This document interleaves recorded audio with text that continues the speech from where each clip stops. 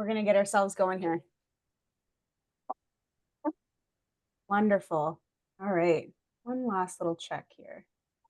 Good. Keeping everybody muted. You can unmute if you've got a question. It's just the background noise can get pretty confusing. All right. I'm really excited about this. Thank you. We had over 50 people sign up for the webinar or the recording. I know there's plenty that are, on the lazier side, said with love, that are just going to wait for it to come out on YouTube and for me to share it in the newsletter. Good.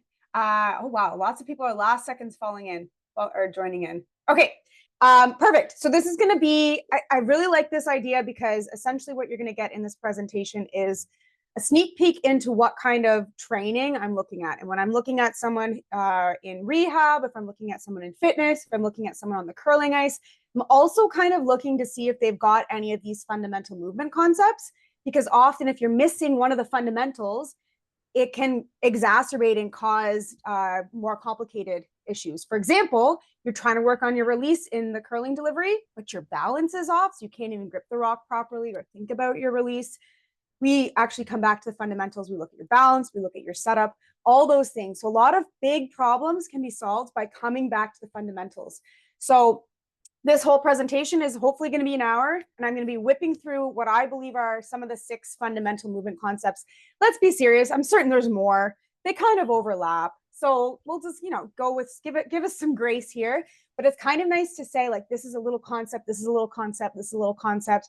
And maybe you'll notice that you focus on all 5 and never really focus on one. And that one might be what you pay attention to this summer when you head back on the ice yet. So the goal being that you're going to move well to get the most out of your training, make on-ice adjustments easier. So welcome. Hello, my name is Stephanie Thompson. I'm a registered kinesiologist here in Ontario, Canada, which basically means that I'm a movement therapist. And kinesiologists have really broad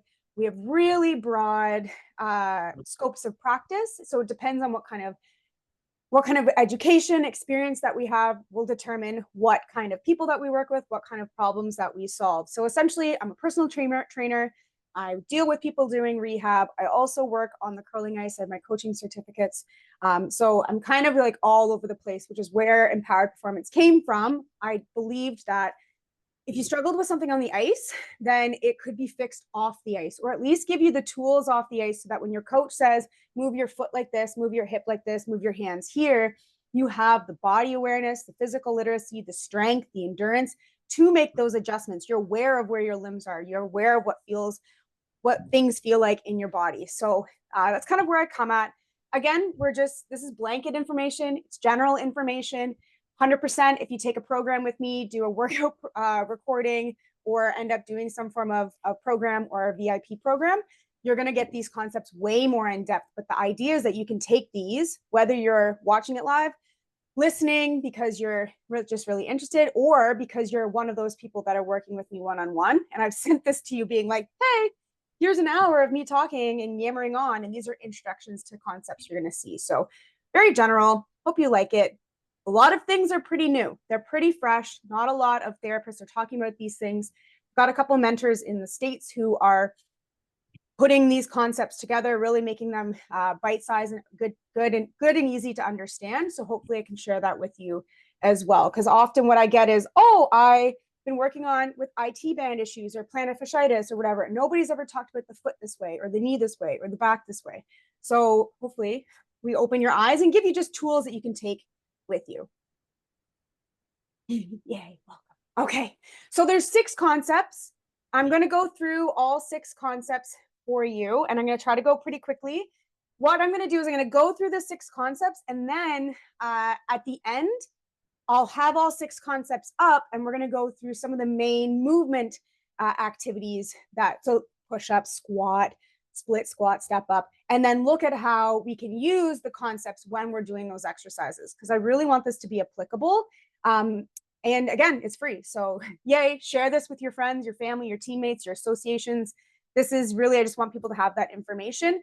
Often, a lot of the things you're going to say, yeah, that was a bite and now I need to go research more. And that's really exciting as well. So the number 1 concept, and again, these are in no particular order. But but in a way, they're in an order. So I think breathing is the linchpin to success in rehab, in fitness, in performance, in our mental health. It's one of those things that if we don't tackle our breathing, we're missing out. We're definitely missing out on a huge piece that can be really helpful. So number one is breathe, and you're going to see this in the first 3 tips. Number one is breathing for one of these 3 things. So rib cage mobility and rib cage stability are going to go together, and they're going to work with fundamentals 2 and 3. And nervous system is really going to relate to fundamental number 3 as well. So kind of want to just like overarch how important breathing is. Now, when you breathe in, we're trying to create a negative pressure space within our lungs, within our rib cage. Okay, so images are stolen off the internet. I Google rib cage inhale. This is where you get the image. So what we're looking for is 360 degrees of expansion of the rib cage. So those little ribbies inhale, they separate, they externally rotate. Okay, you'll see that they lift, they widen. Think about taking a breath in. So we don't want just chest breathing. We don't want just into the belly breathing. We want rib cage. We want that bra strap area to expand. We want the space between the shoulder blades to fill up when we breathe in. We don't want to be flat bored back here like they told us in the 2000s, that squeeze and pinch and walk around like this and be all compressed back there. We want expansion back there, and that's going to help us with a lot of the other concepts. So when we're breathing in, we're breathing into the anterior chest, posterior chest, lateral, and then here we've got this little piece called the diaphragm. Okay, you can see it's kind of, roughly put together here, and you can see how it goes all the way down through our almost to our lumbar spine. It attaches into our ribs here. And what happens when we breathe, made this fancy little contraption a while ago. So that's one lung. Pretend there's 2, not that fancy. When the diaphragm, this little basket underneath our lungs and our heart, contracts and descends, watch how the lung fills up, because we're decreasing the pressure in there. So air is going to rush into the lung. I'm getting glare off my light. Hold on one sec. Let me do it this way. So you can see, still getting glare. Hold on. There we go. Ready? Inhale, exhale. Now, obviously, it doesn't go down like this. It's a child's craft, a grade 9 science craft. So the diaphragm needs to descend as we inhale, and it ascends as we exhale to push that air out, to assist in pushing that air out. So 360 degrees of expansion in the rib cage and in the diaphragm. So a lot of people think belly breathing is about just pumping the belly out. And like, I can do that without breathing. Okay, we want the diaphragm to go down, which is why your contents move forward a little bit. Okay, on the other side, so a lot of problems can arise if we can't expand into any of those areas. So if you're compressed in the back, in the front, in a side, you're kind of shifted to one side, you can't get the diaphragm to move properly, you probably also have pelvic floor problems. On the exhale, that's where we get our stability. Everything squeezes back in, front ribs come to back ribs, and we create this negative pressure system in this canister between the ribs and the pelvis. We've got the diaphragm, and then we've got the pelvic floor. Okay, so we've got this connection on the exhale. So we inhale, everything expands, and we exhale, everything compresses and contracts. Okay, now, breathing is also important for nervous system regulation. And I put these 2 together because if we only have quick, short, shallow breathing up into the chest, think about when you're nervous or you're like scared, or you're just not thinking. Like if you've ever noticed you're stressed and you're doing work and just like everything is tense and you're only breathing up here, that's sympathetically driven. So the side of the nervous system that's responsible for fight, flight, go, go, go, excitement, energy, all those things. It gets us up in the morning. It gets us ready for presentations like this, gets us ready for curling games, gets us fired up for training. We need that side of the nervous system. We also need the parasympathetic nervous system. Okay, and the parasympathetic nervous system, I'm going to touch on in another slide, is actually stimulated by getting the diaphragm to move. So belly breathing, we can get our belly to move, or the bottom of this rib cage to expand, then it's going to massage that vagus nerve, which you can see, I've tried to label there. So there's the word vagus, see that line, that one going through, and it actually goes through the diaphragm. So if you're a type of person that cannot get things to move in here when they breathe, it's all like you're jacked up in the in the neck, or you're always breathing up in the neck, it's no wonder you feel like you can't relax because you can't access that vagus nerve. Not the be all end all. You can relax with chest breathing, right? There's no black and white here, but it's going to be a lot easier when we can access not necessarily belly breathing, but diaphragmatic breathing. Okay. So breathing is really important for rib cage mobility. It sets the stage for where our shoulder blades sit, and stability. It sets the stage for how we stabilize the trunk. Also, it's going to be important for that nervous system regulation. So I'm going to teaser a couple pieces of what's in the fundamental program, and you can know that for certain we've got exercises that help with mobility in all different ranges, help with stability in all different ranges, and of course are going to dive into that nervous system regulation. So I've got a 3 little breathing exercise that you can do daily if you want, linked with a little breathing exercise designed to help monitor your HRV, your heart rate variability, which can help downregulate that nervous system for you. Okay. Next, we've got the stack. So we need to be able to expand the rib cage, get the diaphragm to move down, and compress the rib cage and get the diaphragm to come back up. We're trying to create this perfect little pressure space within the abdominal cavity. So think of the roof of the abdominal cavity as your diaphragm, and the floor is your pelvic floor. The floor of that is the pelvic floor. Now, I don't have, let's do this crudely for a second.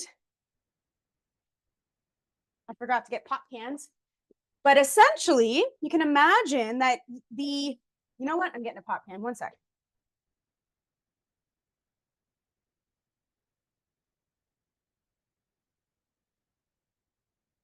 All right, shout out to Athletic Brewing. So essentially, if you imagine you got a full pop can, and I told you to try to crush the pop can. I gave it to you and said, crush it. If it was full of liquids, not opened, and had no dents, it'd be really hard. Full pop can, super hard. There's a lot of integrity to it. There's internal pressure from the liquids inside. But as soon as I add a little,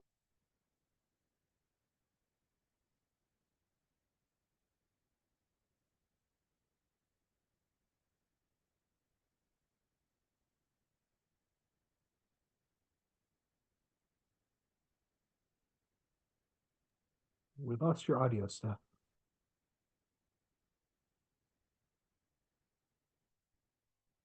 hi. I really could have hit a button. We'll just see. When did you lose the bot? Did you catch that? If the, you know, As can you hear me now? you started to crush the can. Sorry? As soon as you started to crush the can. I just destroyed the audio with my.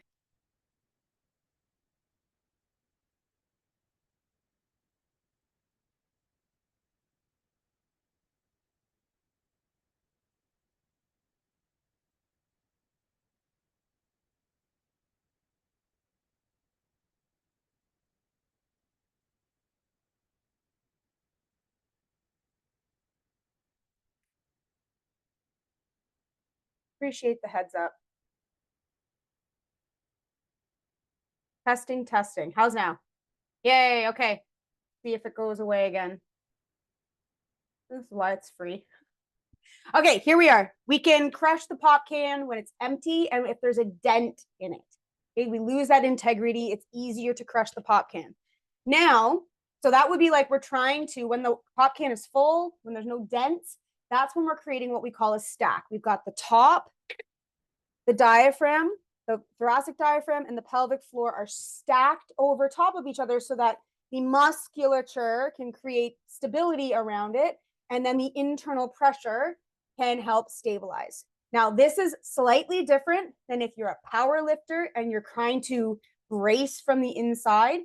Slightly different. There are little nuances that are the same depending on how you define certain things. So if you're like, oh, this sounds familiar, but also different, it's because it is.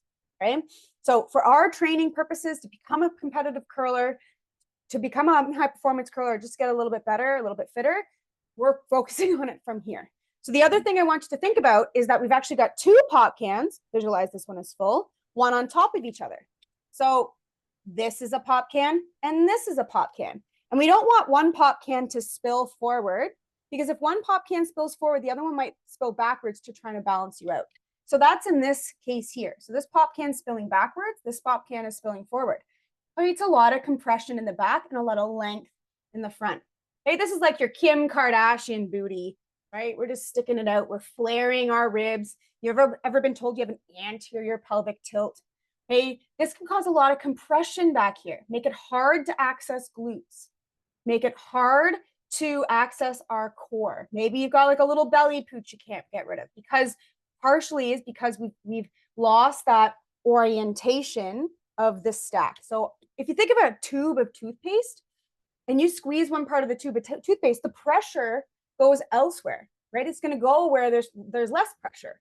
You go from an area of high pressure to low pressure. So if I hold the side of a tube of toothpaste, it's going to push all the pressure outwards. It's the same as if I squeezed back here, the pressure goes out here. Okay, same thing if the top of the can gets shoved forward and tilted under. There's lots of variations to this. Typically what we see is this, or we see this, where we've dropped the front. Okay, someone said, make your abs work, and we did this. We crunched. And see how that drops and tilts my pop can forward, okay, versus flaring. So one of the things we're talking about is actually getting the rib cage to stack over the pelvis. I'm going to quickly walk you through an exercise that can help with that really, really simply. Okay, so if you were to get on your back, knees bent, feet flat, okay, and actually lift up your low back. So I'm flaring the ribs and I'm dumping the pelvis forward. So it's a big arch here. And then I want to gently push the front ribs down towards the floor and let the pelvis follow. So I'm not trying to tuck the tail under. My back pockets are still on the floor. Now my rib cage is stacked over my pelvis. So this position here, I visualize a pair of suspenders. I don't want them to be lengthened and tightened. And I also don't want them to be slack, those suspenders. I want them to be nice and neutral. So this position here, if we can learn how to keep that while we're doing exercising. Okay, so while we're going into a squat, can I keep the rib cage stacked over the pelvis, or do I need to do this? Okay, and shove the ribs forward, tilt the pelvis forward, or even go in and down. And I can't do it anymore because I've taught myself how not to, but tuck that tail under. So there's loads of variations. The stack can also be mismatched by the rib cage shoving one way. So even imagine that your pop cans go like sideways, which is going to influence. But having issues with the stack, not being able to access the stack, is related to your rib cage. So imagine again, if you're compressed back here and it's pushing your rib cage forward. All these muscles are just shoving the rib cage forward. That's compression in the back. Meaning I can really only breathe into the chest and the belly.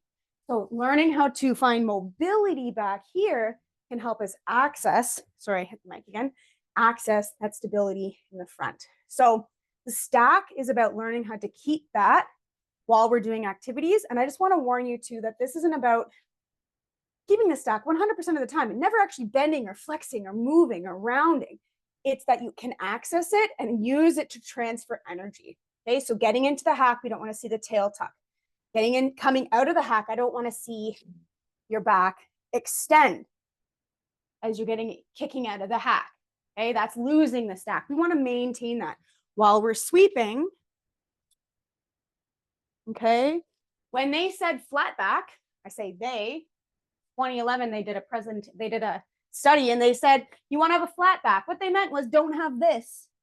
Don't dump both canisters over. Don't round the spine. Okay, they also don't want you to do this. Okay, this is that second picture here. Okay, we also don't really want too much of a twist. Okay, turning too much. So that stack is learning how to do it off the ice, obviously, and then transfer it on the ice. And you can imagine back pain ensues back here if you've got this orientation. Okay, I'm making myself take a little sip of water between every single one. Remember, there are 6, so bear with me. Okay, number 3. Actually, hold on. So we need the breathing for this. This is where the mobility comes in to help make sure we can orient the two pieces over top of each other. And then we can use the exhale to create that stability.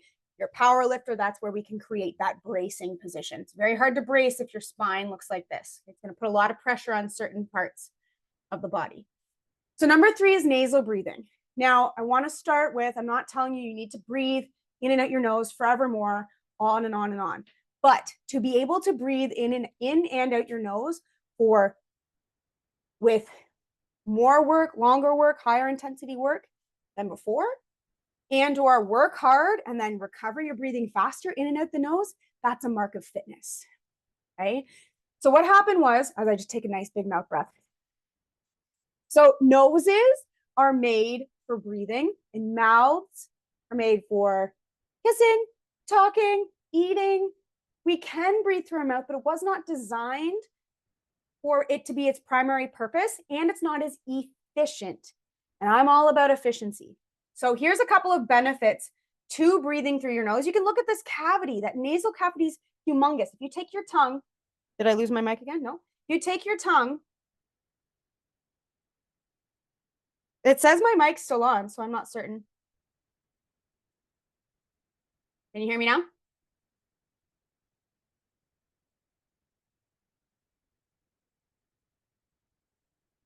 Okay, cool. Thank you. Hey, so if you take your tongue and rub it along the roof of your mouth, that's the floor of your nose. So if you're like, oh, but they're tiny little holes in where I'm supposed to breathe, the nasal cavity is humongous. It's designed to warm and humidify the air and actually limit how much air you're taking in. A deep breath. Most people think a deep breath. Do a deep breath right now. Obviously, if you've been hanging around, you know this trick already. Okay, and most people, when they do a deep breath, when I tell them to, they go like this. And they're like, volume, huge. But guess where that air went? Up into the chest, up into the neck. It was loud, it was big. But a deep breath actually has to do with getting the diaphragm moved. Because if you imagine your 2 lobes of your lungs, you're trying to fill up the deep parts of those lungs. That's what a deep breath is. And think about if that deep breath gets that diaphragm moving, it activates your parasympathetic nervous system. So if we're talking about using a deep breath for calming down, right? We don't want it to be a big sniff up into the chest. We want it to be a deep breath deep into the lobes of the lungs. Okay, so there's that. The other thing is something called CO2 tolerance. We don't actually, when you hold your breath, the trigger to breathe, the thing that you're feeling, that anxiousness you're feeling, it's not a lack of oxygen. It is an increase of CO2. So as we're moving, our body uses oxygen as fuel, and then it creates CO2 as a byproduct to create that energy to allow me to move. So it's building up CO2. So the more work that you do, the more CO2 that builds up. Okay, now CO2 and O2 are gases, and at the level of the lungs and the capillaries, there's a gas exchange that happens. But think of it as, and this is not a true stat, think of it as having 2 spots on a cruise ship for 1 oxygen. So you need 2 CO2 to leave a cruise ship to allow 1 oxygen to come on. It's not a 1-for-1. You need a buildup of CO2 for oxygen to be exchanged at the level of the alveoli in the lung and the capillary in the vascular system. So taking a bigger volume of air in doesn't guarantee that you're taking in more oxygen, even though it feels like it, even if you're like, I have to take more air and it feels better. So what I'm getting at is nasal breathing helps to control that. Now, obviously, if you're doing workout and you're like, I have to breathe, like breathe however you need to breathe. I'm not going to tell you how to breathe if you're panicking, if you're feeling like you're really running out of air. I want you to breathe how you need to. However, in a controlled scenario, when you're working out, we can use breathing to help us monitor our intensity. A lot of people use RPE. A lot of people use heart rate. This does have the gear. If you go to shiftadapt.com and search gear breathing, I should link it. Let me write a note. I'll make sure it gets linked. But it's another one of those ways you can measure your intensity. So gear 1 and gear 2 are in and out the nose. So if I was like, oh, I want you to recover, just want to have an easy day, go for a walk, go get a Starbucks, walk your dog. We really should be looking at being able to breathe in and out our nose pretty comfortably. Maybe we want to go for a run, but I'm going to run for like an hour or whatever feels like a long time for you, an aerobic activity for a long endurance time. So work capacity building, recovery system building. We still want to breathe in and out the nose, but it's going to be a little faster, maybe a little bit louder. And we can use that. If I'm like, I want to work on my work capacity, my aerobic function, I'm going to use breathing through my nose to regulate my intensity. So I'm going to run for even whatever is big for you. Let's say 40 minutes. Okay, I'm going to go at an intensity that allows me to breathe in and out my nose. This is a test. This is hard. Hey, if you're the type of person that typically breathes in and out your mouth, that's going to be a big shift for you. Okay, but gear 3 is that anaerobic. Now we're going in and out. Okay, a little bit more intense. So I often try to get my athletes by the end of the year to work in gear 3.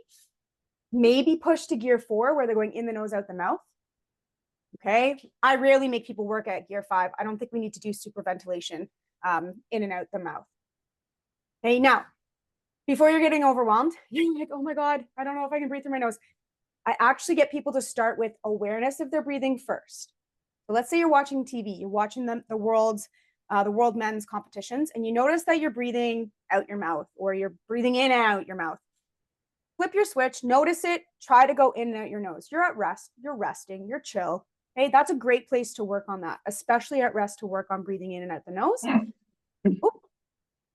As someone coughs. Okay, and then once you figure out how to do that at rest during your recovery, then you can start to put it into your workouts. So please don't overwhelm yourself. You have to train in and out your nose forevermore if you've never done that before. So nasal breathing is something I point out in a lot of my programs. I emphasize it. But again, if you're someone who can't breathe in and out your nose, I care about you working on it at rest. I care about you working on it in your recovery sets between reps, between exercises, etc. And then we worry about it when you're exercising. Okay, so no panic. But the gear system is a really interesting way to monitor your fitness.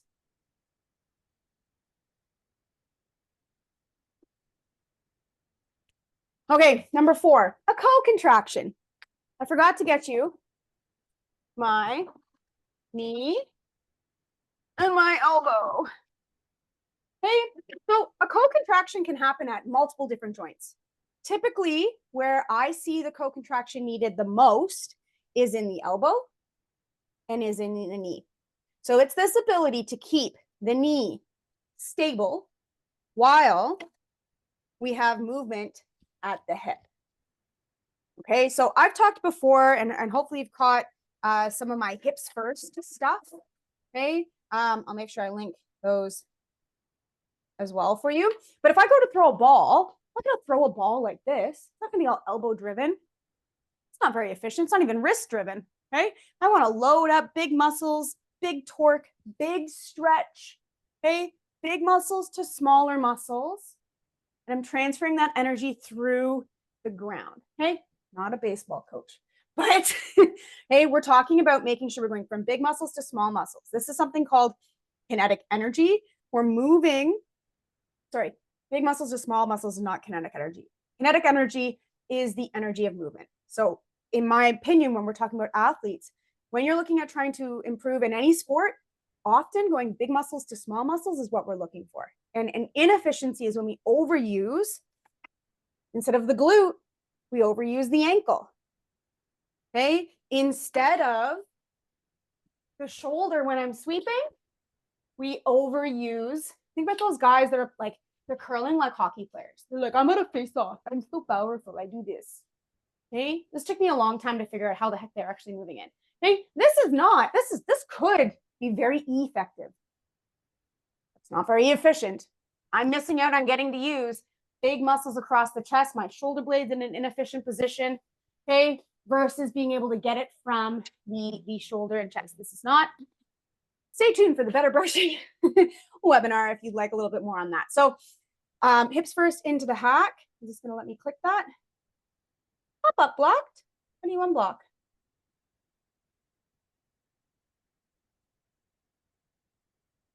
Oh, you unblock. Okay, hips first into the hack. So in my opinion, with curling, if I want to come out of the hack hips first, I'm going to go into the hack hips first. So if I play that again there, Okay, you're going to see me going down. Hopefully. Yeah, hips going back first. A little bit of compression in my low back there. A little bit of stress, a little bit of a long day, my guess. Okay, so that's hips first into the hack versus knees going first. Okay, hips first out of the hack. Oh, pop up. Okay, reverses that. So trying to keep the knees stable as we kick out of the hack. So watch how my knee straightens second, let's say, after my hip extends. Okay, it's not straightening by itself. So a lot of people are like, oh, I got knee pain. And I asked them, how do you, if you're throwing a draw, how do you know you're throwing more weight or less weight? You pay attention to how much your knee is straightening. They're like, I'm just straightening my knee, but they're not extending at the hip. So this is chest before elbow. I thought that popped up.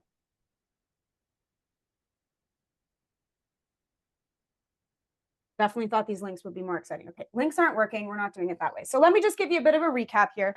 So I want to go into the hack hips first, not knees first. So if you were to try this yourself and exaggerate knees first of all, so much pressure going into the knees, but also all quads. Not much length here. Okay, I might get stuck. I might have to tuck my tail. I lose my stack. If I go hips first, so my knees are bending, obviously. If I go hips first, now I'm lengthening the glutes. I'm using my quads. I'm using my hamstrings. It's going to be easier for me to come up hips first. So knees first on the way up looks like this. Straightening the knees back, and then my hips end up on top. Okay, I'll do that again.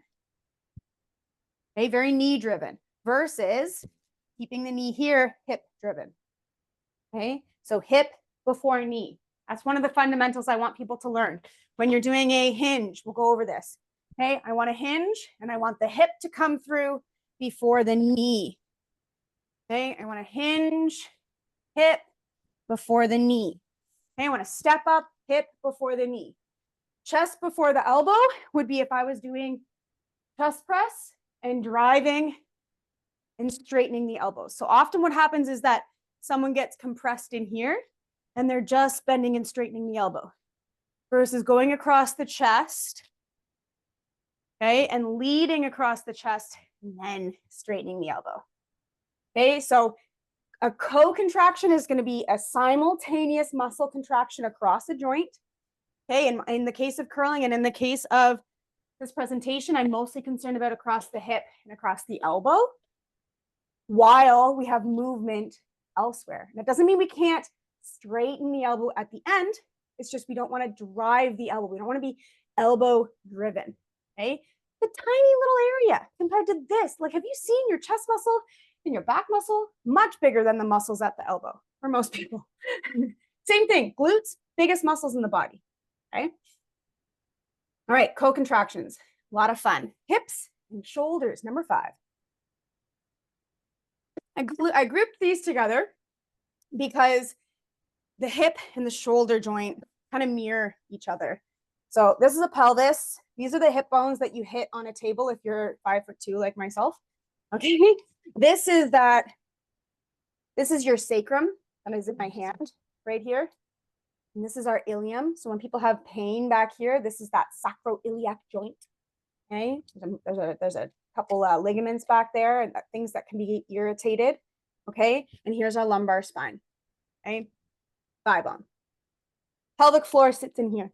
Okay, so all our like internal reproductive and digestive organs are sitting in there. Not all of them, but most of them. Okay, so this is our pelvis. We have what's called a ball and socket joint in the pelvis. We got big muscles, big booty muscles, hamstrings that attach and orient. Okay, our shoulder, scapula, rib cage, okay, ball and socket joint is the left hand. Left hand is broken. Jeez. Okay, ball and socket joint. Okay, big chest muscles, big back muscles. Okay, we got triceps and biceps.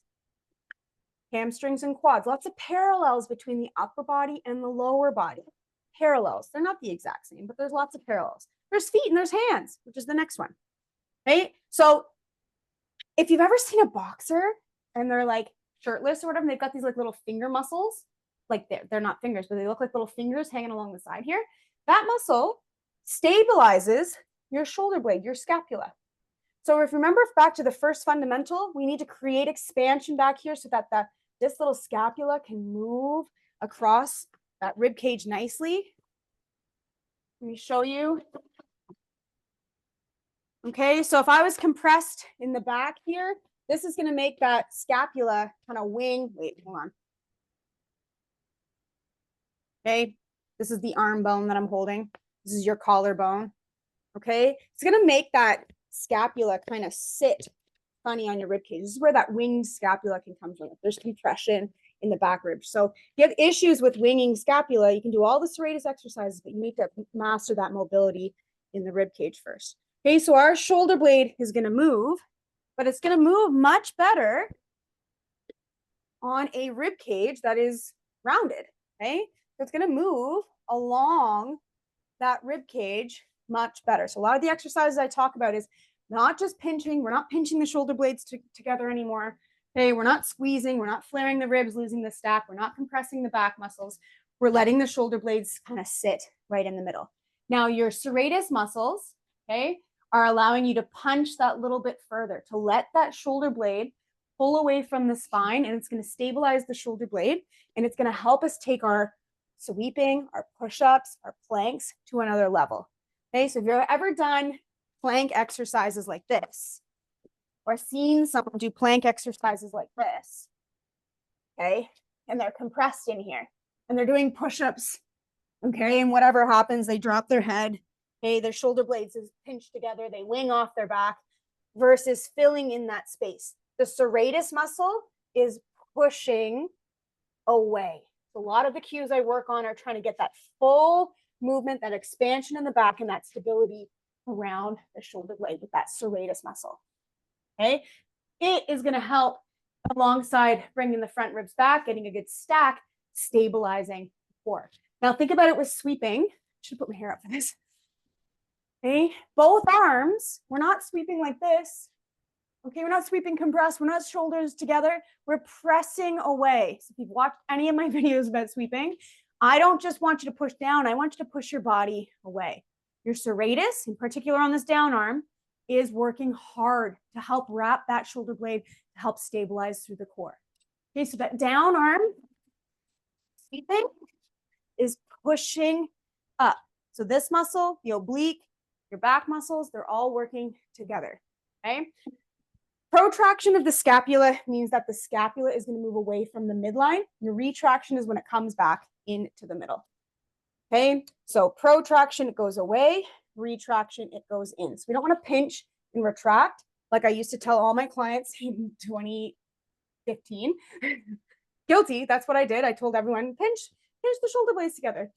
Now we want that movement. We want that mobility. We obviously want to be able to pinch them together. We don't want to walk around like that. That's not ideal. It's not efficient. Okay. Oh, our timing is brilliant. Hip shift. So a hip shift. Okay. A hip shift is when we send, so if again, this is the hip bone that I smack on a table. Okay. Look at this, perfect height, just like right on the table. Okay. So first of all, we don't want to be dumping the pelvis forward. We don't want it to be tucked underneath. Look at what that does to my stack.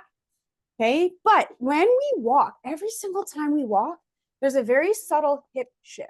Now, your SI joint will not and should not move that much. I'm exaggerating for effect. Okay, so every time you step, when you step over to the left side, okay, that sacrum's going to move, that pelvis is going to open up.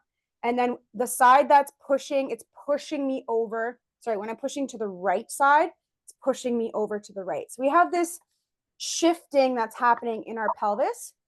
Should be.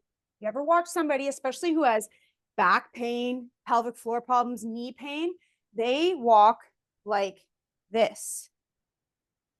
Okay, their hips and their knees. Okay, often their feet are wide and they're just going side to side. There's not actually anything or much happening through the pelvis. You wish your SI moved at all. Okay, so it'll be very interesting to see how some of these fundamental exercises help you, because if you come back to that first talk about the two canisters, okay, let's say for argument's sake, both the rib cage is flared forward and the pelvic floor is dumped forward, anterior pelvic tilt. It's going to make it hard for your body. You're not going to want to shift there, right? And vice versa. If it's tucked, none of these have it tucked under, but it could be. This little red piece is your pelvic floor, and it actually goes in and around. So all those muscles in here, creating a basket. Every time you breathe, the diaphragm goes down and the pelvic floor relaxes, hopefully. And if we can't get a good exhale, if we can't get movement of the diaphragm, it's going to influence what's happening in the pelvic floor. People think pelvic floor is all about giving birth.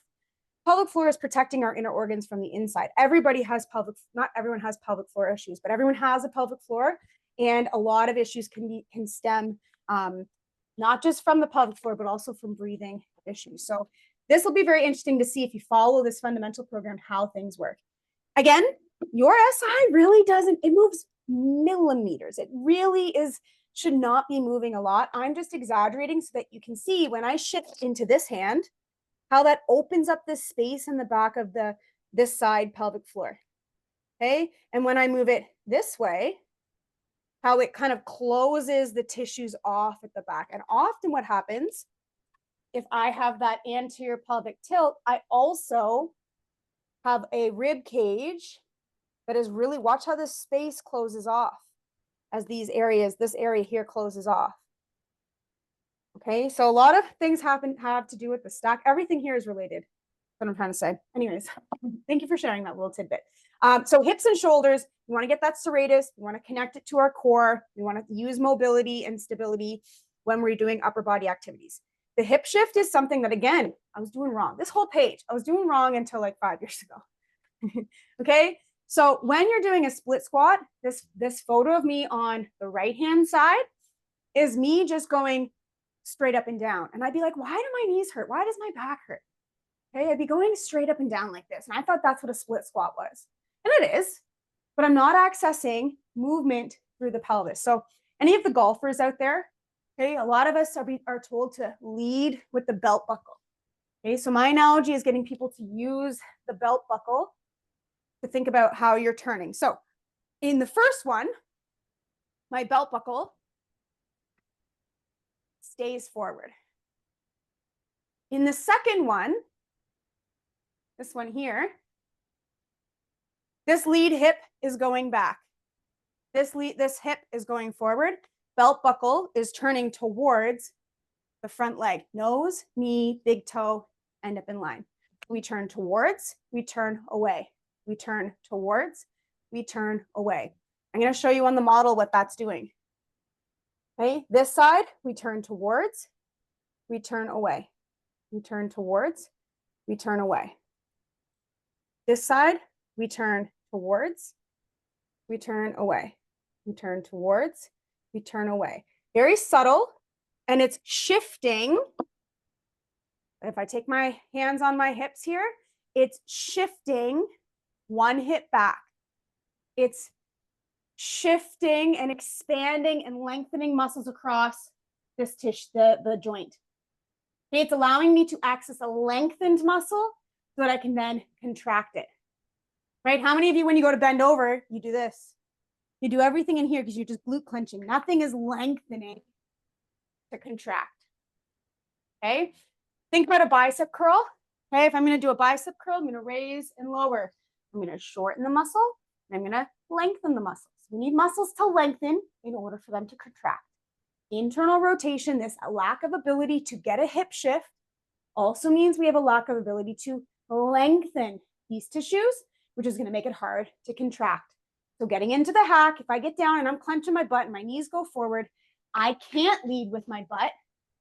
because I haven't lengthened the tissue. So hips first, lengthens the tissues so that I can come out of the hack using the hip muscles before the knee. We often overuse the knee if we're lacking hip mobility or ankle mobility.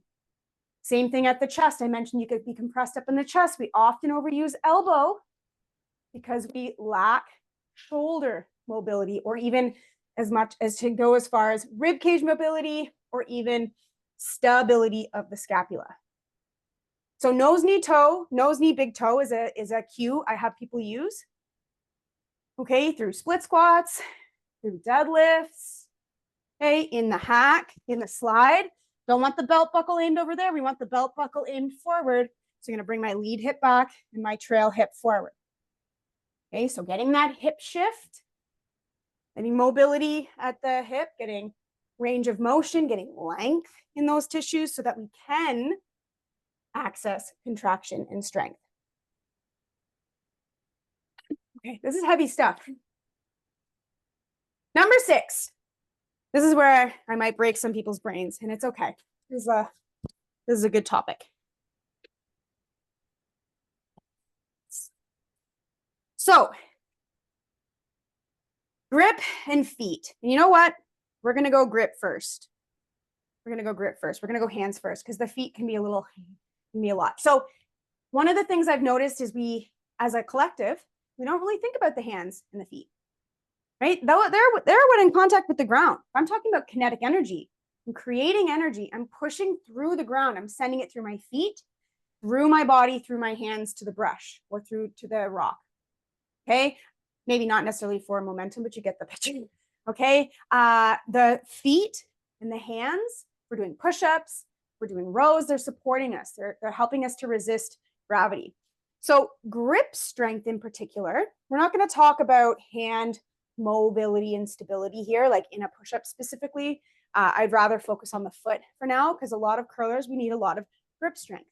If you were to put your arms out by the side and flop the hands, okay, and try to pinch the shoulder blades together, retract, okay, stabilize back there, maybe not fully, but enough, okay, but keep the hands floppy. Then if you were to spread the fingers like you're palming a basketball, reach the fingers wide, and then feel the stability across the shoulder, we're being connected across what's called a fascial line. So muscles live inside compartments, which are protected by fascia and connected throughout the body.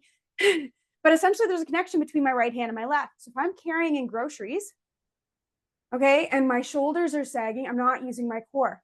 So I want to be carrying groceries in, strong grip, strong posture, breathing into the rib cage, not pinching the shoulder blades, getting that full exhale, and connecting right hand through left hand.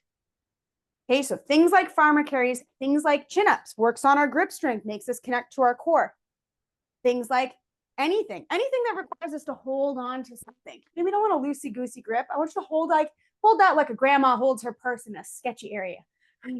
Okay, so we want to have a nice, strong grip. Okay, so nice, strong grip. Now there's a relationship, as I mentioned, across the chest, but also to our core. So can't remember what year it was. It had to be in and around 2013 because I learned about it in school. But there is a relationship between our grip strength, our core strength, and our longevity. So they did a study. They can't remember who it was. I'll look it up. Did a study, and they did it in a seniors residence.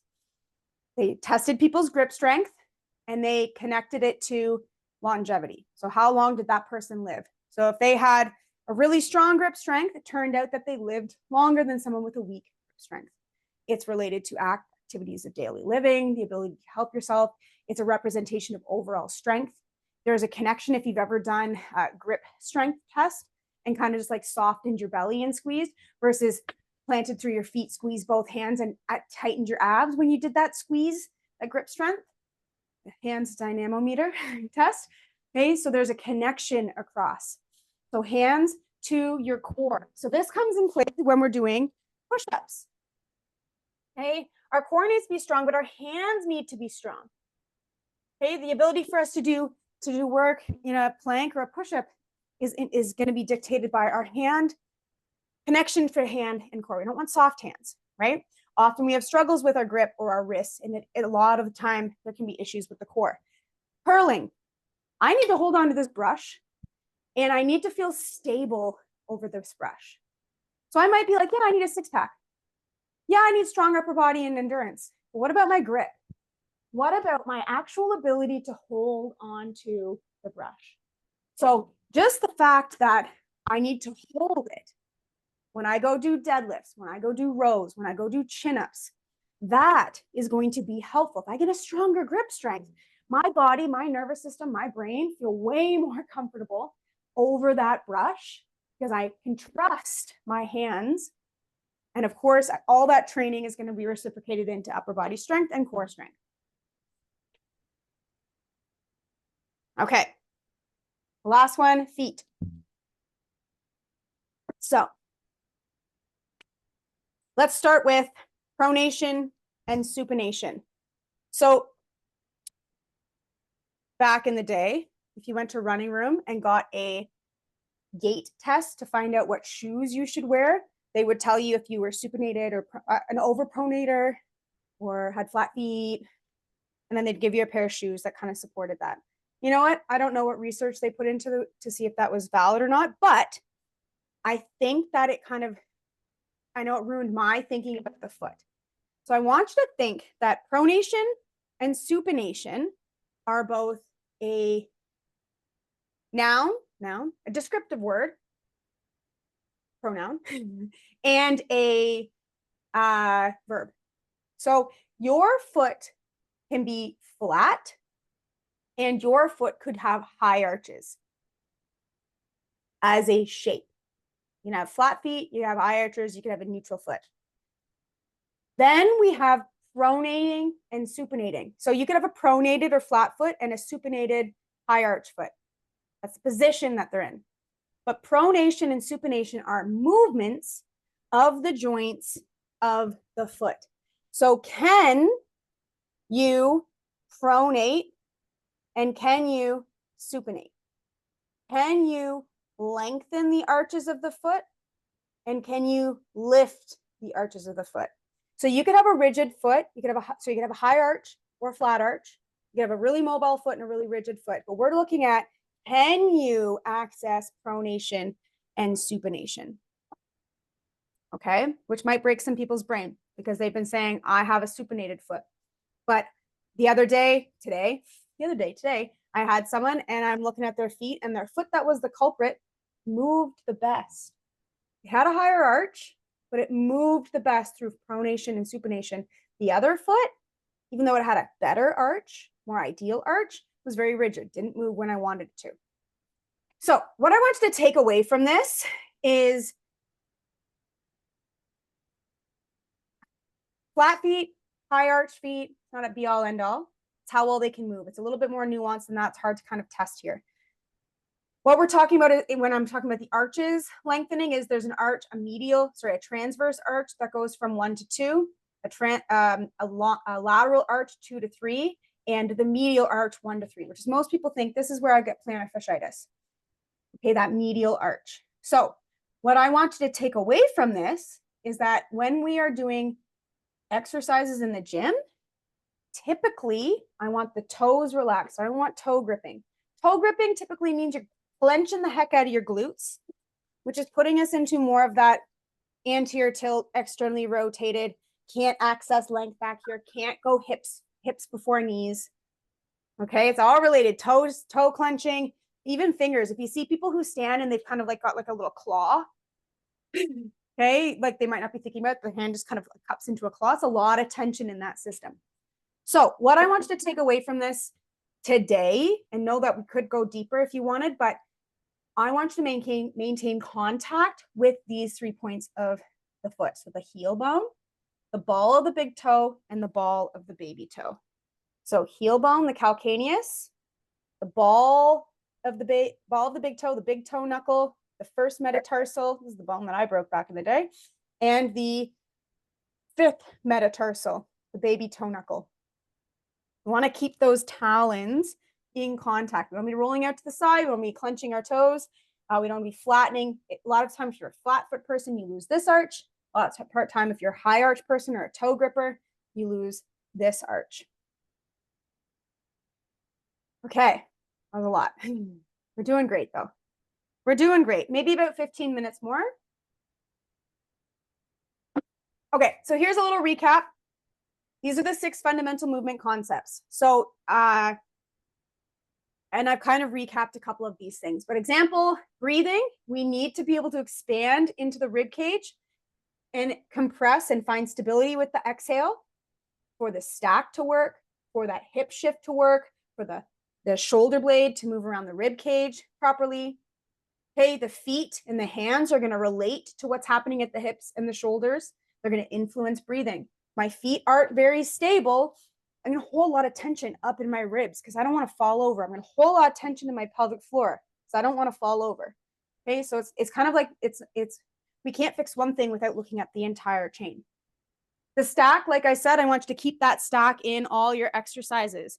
Okay, so stack the rib cage over the pelvis when you're doing deadlifts. Okay, hips before knees. So notice that my knees don't straighten, it's just my hips. Okay, same thing with a single leg. Okay, same thing with a row. Keep that stack. Get that shoulder blade movement. Okay, same thing with a push-up. Same thing with a jump. Oh man, what kind of exercises do we have? Squat, split squat. We talked about the hip shift in that split squat with a lunge, with a step up, with getting into the hack. Yeah, beautiful. Where else are we at? Nasal breathing, that's your cardio, that's your work capacity, that's your recovery, that's your rest and digest, tapping into that side of the nervous system, keeping us in a nice, calm, focused state. The CoContraction dives in with that hips before shoulders. So if my elbow is, not able to stabilize around the elbow, likely that happens. We can stabilize around the elbow. It's that something else doesn't have the mobility.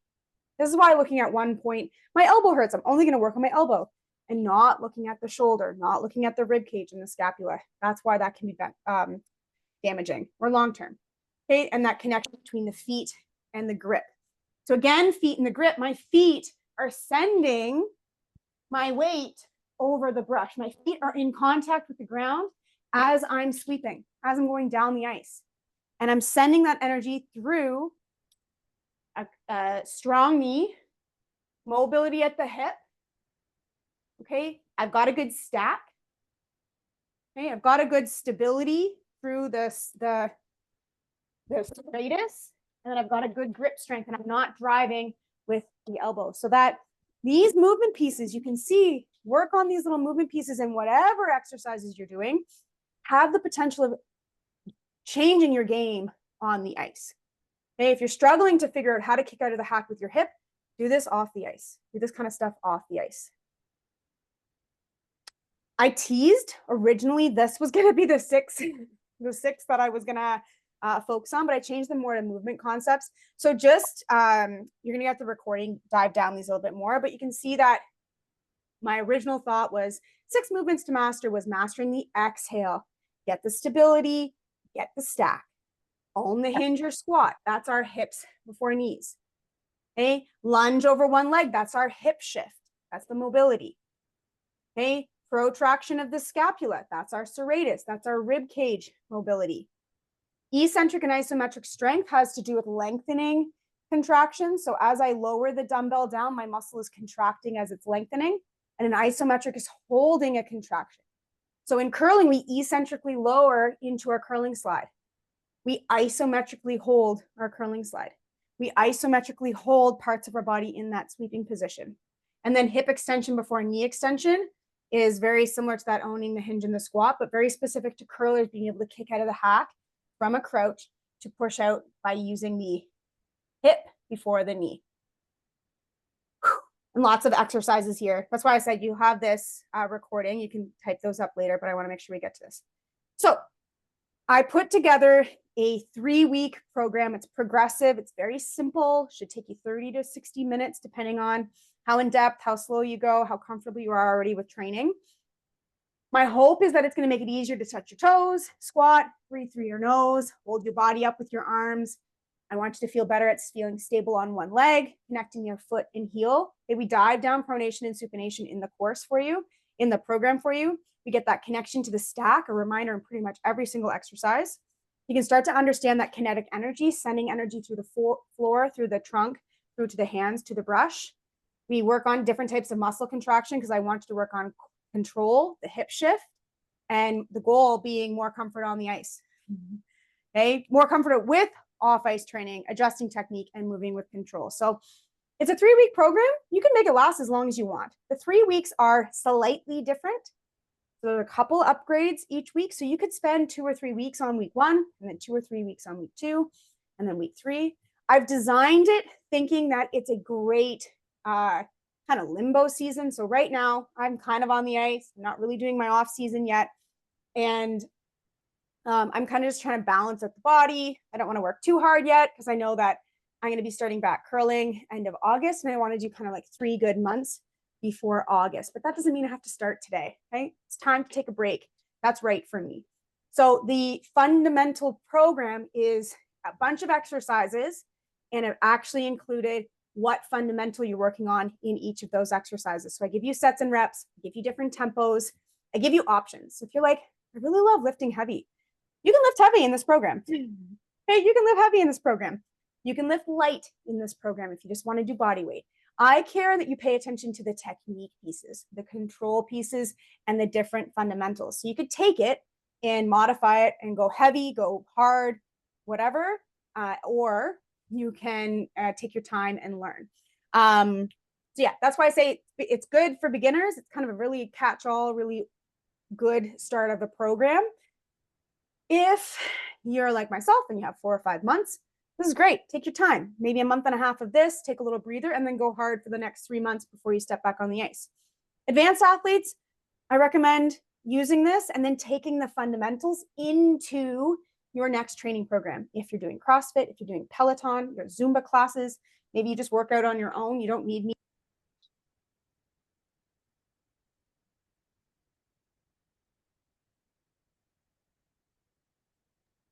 Your mic went out again.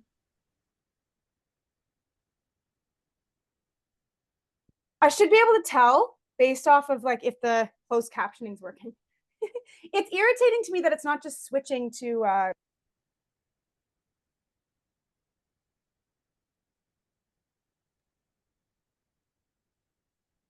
might be dead too. We're almost done. Is it working? Yeah, it's working. Okay, if it goes out again, I'll just turn this off because we don't need it. Yeah, so it's only 3 weeks. You can make it last longer. You get exercise videos for every single exercise, a place to keep track of it. I'm really not that sophisticated.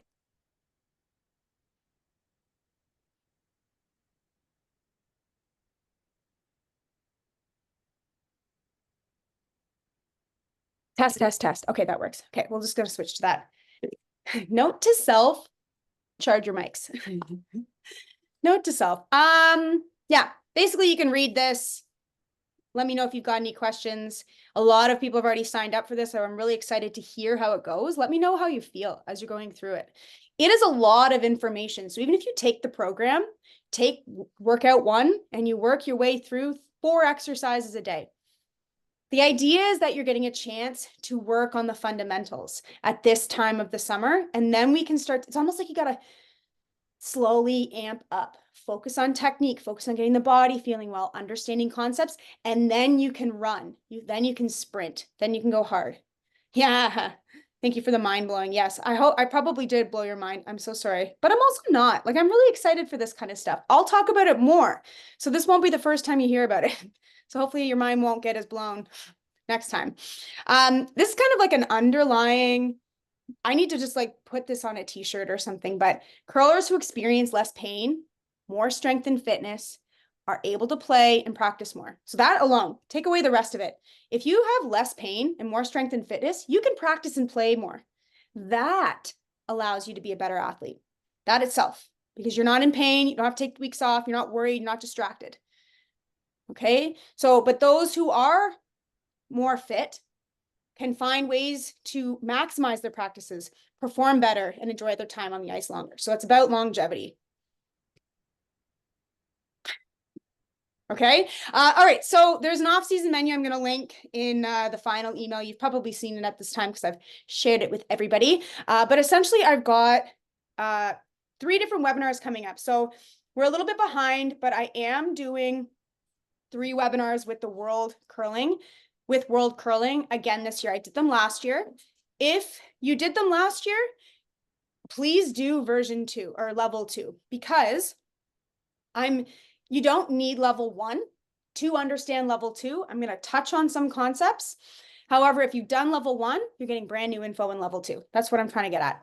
So we've got 1 on better brushing, 1 with balance and power on the delivery, 1 focusing on cardio for curling. You can already imagine some of the fundamentals that'll be in there. I have 8 progressive programs, each with different levels based off of if you've never trained before, the Learn to Train program. You only got a couple months, the high school program, or the ultimate off-season program. And each of the programs have different levels. So if you're body weight only, you're love the gym, you want heavy weights, different levels for each person. Hey, and then I've got different coaching options. So lots of live workouts I could send you if you're like, oh, I just kind of want some like workouts that I can follow along on. I can put together a little package for you. I do movement and performance assessments, video analysis for your curling. And of course, there is the VIP, which is that one-on-one coaching. And I have a team option for that as well.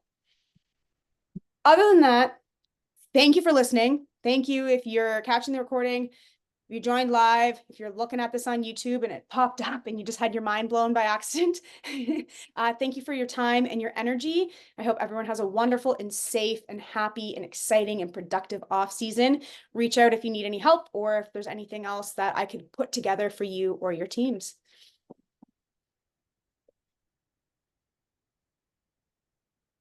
Fantastic. I'm just looking at thank you. Everybody that's saying thank you. Thank you right back. Thank you for joining. There's some people I haven't seen in a while. This is exciting. Yay, wonderful. So yeah, take these. This is going to be available on YouTube for free. So share away. When you get the recording, share away with anybody who seems interested, who might be interested. The foot tripod, the belt buckle. Yep. You can imagine these things. You can start to think of how they could apply to curling. But honestly, if you can do it off the ice, it's a lot easier to happen on the ice. So think about it. If someone's gripping their foot in their shoe, it's really hard to get them to get into a good slide position, right? Or kick out of the hack, right? So anyways, all right, thank you. I'm going to hit stop the recording and I'll sit on here for a couple minutes if we need to.